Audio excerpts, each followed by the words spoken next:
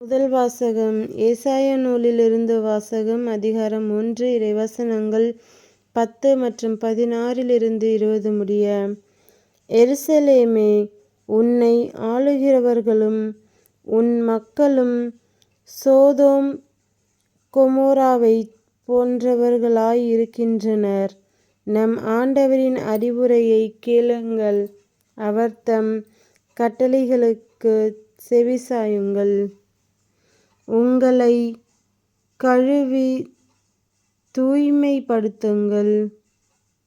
உங்கள் தீச்செயலை என் திருமுன்னிருந்து அகற்றுங்கள்.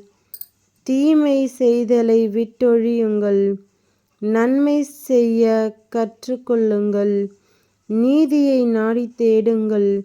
ஒடுக்கப்பட்டோருக்கு உதவி செய்யுங்கள். திக்கற்றோருக்கு நீதி வழங்குங்கள். கைம்பெண்ணுக்காக வழக்காடுங்கள். வாருங்கள், இப்பொழுது நாம் வழக்காடுவோம் என்கிறார் ஆண்டவர்.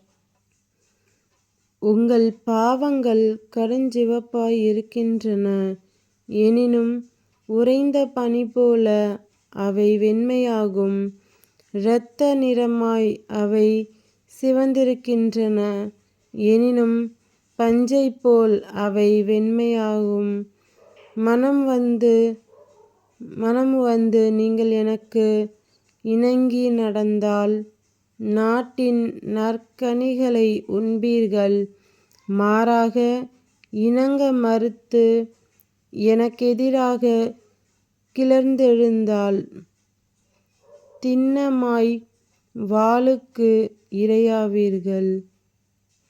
ஏனெனில் ஆண்டவர் தாமே இதைக் கூறினார். இது ஆண்டவர் வழங்கும் அருள்வாக்கு. இறைவா, உமக்கு நன்றி. நற்செய்தி வாசகம். புனித மத்தேயு எழுதிய நற்செய்தியிலிருந்து வாசகம். அதிகாரம் 23.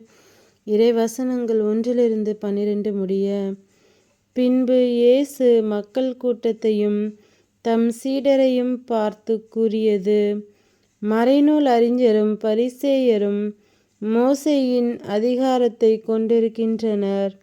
ஆகவே அவர்கள் என்னென்ன செய்யும்படி உங்களிடம் கூறுகிறார்களோ அவற்றையெல்லாம் கடைப்பிடித்து நடந்து வாருங்கள். ஆனால் அவர்கள் செய்வது போல நீங்கள் செய்யாதீர்கள். ஏனெனில் அவர்கள் சொல்வார்கள், செயலில் காட்ட மாட்டார்கள். சுமதற்குரிய பளுவான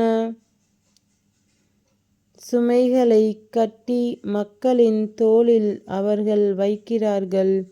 ஆனால் அவர்கள் தங்கள் விரலால் தொட்டு அசைக்கக்கூட முன்வர மாட்டார்கள்.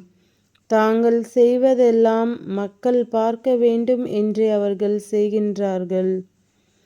தங்கள் மறைநூல் வாசகப் பட்டைகளை அகலமாக்குகிறார்கள். அங்கியின் குஞ்சங்களை பெரிதாக்குகிறார்கள்.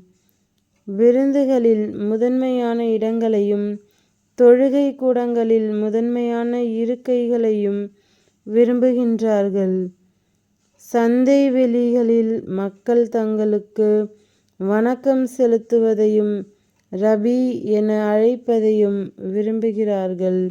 ஆனால் நீங்கள் ரபி என அழைக்கப்பட வேண்டாம், ஏனெனில் உங்களுக்கு போதகர் ஒருவரே. நீங்கள் யாவரும் சகோதரர் சகோதரிகள்.